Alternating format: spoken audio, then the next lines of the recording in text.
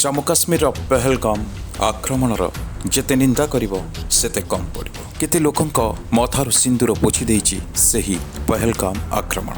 आतंकवादी ठारू बंचियो पई मथारु मध्य बिंदी काढी दैछन्ति एवं विकल होई कहिसन्ति आमे अल्लाहु अकबर मध्य कहिबो किंतु आमको छाड़ी दियो। किंतु आतंकवादी माने कोनोसी प्रकार विकल डाक सुनिले नथिले। एभली एक घटना घटिछि पहलगाम रे। आतंकवादी ठारू बंचिबा पई मथारु बिंदी काढी दैछन्ति एपरिक अल्लाहु अकबर मध्य कहवा आरंभ कर दैछन्ति बोली निज स्वामी को हराइथिबा जन महिला कहिसन्ति। हेले सेमाने तांको स्वामी को छाड़ी नथिले आ गुली मारी देथिले। एभली किछि कहिसन्ति पुनेर संगीता गणपठे। से कहिसन्ति निज धर्मर परिचय को आमे लुचाइबाकू चेष्टा करी विफल हेतिलु। गत मंगलवार पहलगाम निकटस्थ बेसरन आतंकवादी आक्रमण में मृत 26 लोकों भितर अच्छा संगीता स्वामी कौशब गणपटे। संगीता कहते स्थानीय जड़े मुसलमान व्यक्ति जितेबाला आक्रमणकारी को पचारि कहीं एभली निर्दोष लोकों को मारुछ से गुली मारी केवल मु नुहे अनेक महिला और पुरुष निजक आतंकवादी धर्म लुचाइक आम चेष्टा करूँ किंतु विफल होइथिलु।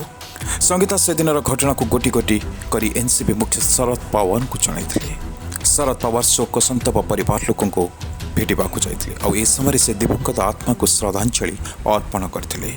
यह आक्रमण में कौशब व्यतीत तांको पिलाबेलर बंधु संतोष को मध्य आतंकवादी हमलार निहत करथिले। दुई परिवार एकाठी मिसी जम्मू काश्मीर यात्रा जाइथिले। हस खुशी दिन कटिथिला हेले सही दिनर कथा को मने पकई आज से आखिर लुह सरुनी। सेतबेले 4 जन सशस्त्र आतंकी तांको रोकी तांको निजर धर्म संपर्कित प्रश्न पचारिथिला और आतंकवादी माने समस्त को कहिथिले तमे हिंदू ना मुसलमान। सब महिला और पुरुष जितेबाला निजर धर्म कथा कहिथिले सेमाने तांको गुली मारी देथिले। सेमाने विशेषकर मुंड आखि और छाती को गुली मारिथिले। आक्रमण समय कौन सुरक्षाकर्मी से जगह मुतयन नथिले बोली सेमाने जा कहिसन्ति। ए घटना को सारा विश्व आज निंदा करुछि और भारत यार कड़ा जवाब देवा बोली मध्य नरेंद्र मोदी प्रधानमंत्री कहिसन्ति। तेबे देखिबा को बाकी रहिला भारत यार कड़ा जवाब किपरि भाव रे दउछि जहाँ विश्व मध्य देखिबो आउ ए पहलगाम आक्रमण को सारा विश्व आज निंदा करुछि और भारत यार जवाब मध्य देबो। ब्यूरो रिपोर्ट न्यूज़ 16 ओडिया खबर।